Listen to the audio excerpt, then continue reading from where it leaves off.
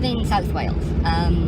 The Valley is usually referred to, the region of South Wales I live in. It's, as the name would say, quite a large area of just hills and valleys created by glaciers that came through this area back in the last ice age. Now,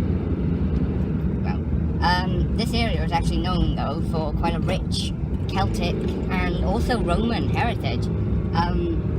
There was quite a few different Celtic hill forts in this area, along with quite a few Roman forts as well. There's one very close by, actually, near a town called Pengham, which is quite close to me. I've always been a lover of ancient history. The Celts, Romans especially, the Vikings I'm currently getting into, but that's very specifically because of the TV show Vikings. Egyptians as well. The mythologies behind them have always fascinated me. The way that ancient man kind of used these mythological creatures and figures to describe and explain the events that happened around him that was just too big for him to understand, like lightning or earthquakes or the sun rising every day. It's always just the idea of seeing a people, that window into a people that no longer exists, is just wonderful to me. I love history because it gives you insight into the people who once were, the people we came from, because, we're their ancestors. Now, one of my favourite kind of things to talk about is Romans, because the Romans really did shape Britain as we know it. The Celts were knocking around in Britain for quite some time before the Romans got here. The Celts actually, there's evidence of the Celts actually trading with the Romans way back in the Bronze Age, I think, so I don't even think they count as the Celts at that point. So there's evidence of ancient Britons, let's say, to be a bit more diplomatic, trading with Mediterraneans, let's say, because I don't even know if they counted as Romans at that point. Way back in the Bronze Age, they found, I believe, off the coast, the east coast of England, they found ancient pottery that they can, by doing trace elements from the sides of this pottery, they found wine that dates back to the Bronze Age. There's also this really cool thing that happened with the Bronze Age, where you'd expect, in the Bronze Age, everyone using bronze weaponry and bronze tools and all that kind of stuff, but that's not actually the case, at least not in Britain. During the Bronze Age, we continued to use the same stuff we already used, slate and stone, because bronze really wasn't that effective. It broke, it, got dulled, and the amount of work it took to make it just wasn't worth it. You may as well just continue using stone. But what we did use bronze for, and this is the best part, we used it for currency. And I don't mean like bronze coins, I mean bronze axe heads. We used bronze tools as currency.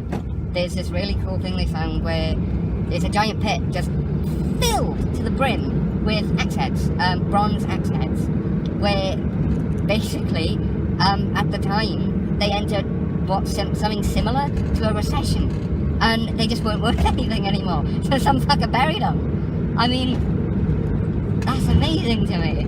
This idea that these people, like, they figured out bronze, they were using it, and they realised it was a bit pointless, but they used it as currency instead. They're trading all over the world. There's a really cool, on the subject of trading, there's some evidence of ancient man, so I mean like Stone Age man, so we're looking, I think, Mesolithic, maybe a bit after that actually. No, it would have been after that because it's in Britain. On the west coast of Wales, there is the remnants of a very ancient port, where ancient man would cross from Wales to Ireland on wooden rafts, like really primitive boats. It must have been so goddamn dangerous for them, but they did it. And it's just the ingenuity and the effort they put into this, It's just wonderful and spectacular. One of my favourite historical figures is Boudica, the barbarian queen of Britain, or queen of the Celts. Now, Boudica is an interesting figure because legend would have you believe that she was the rebel queen of Britain. She fought the Romans back, and she was a Celt through and through, and that just is not true. The truth of the matter is that her family were actually very in with the Romans, let's say. They cooperated with the Romans. I think her tribe, her area was somewhere around Londinium, but they cooperated with the Romans quite happily. And then her husband died, and the Romans decided to go in and basically consolidate power in the area. And Boudica at the same time tried to do the same thing and tried to keep the territory of her husband's, because she's his wife, she's the queen. To be fair to her, it was her right, but the Romans wanted more power and more control, so they tried to take it before she could. Now, this part of the story didn't go too well for Boudica, as Romans brutally raped her. I believe they raped her daughters in front of her and then slit their throats. So yeah, not fun. After that though, Boudica went crazy, like absolutely nuts. She formed up a load of the local tribes under her banner and under the atrocities inflicted on her by the Romans, and they started basically one-upping them every chance they got. It was horrific.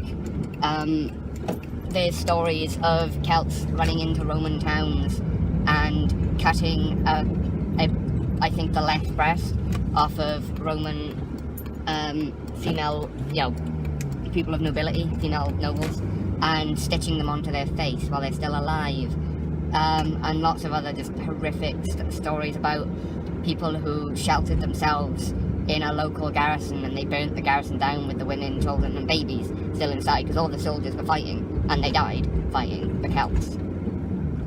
I think it's a very important story because Boudica was not a good person in any way, as much as anyone could be at that time, honestly, but she was fucked up. Now, you could try and justify what she did by the atrocities the Romans, inflicted upon her, but when you really think about it, it wasn't those noble women who did it. It wasn't those children or babies who did it, or even the individual soldiers who slaughtered after the fact. It was some Roman general who made that decision. I think it ends up in one of those interesting conversations about revenge versus justice. Now, most people would say they want justice, but when they really get down to it, most people just want revenge.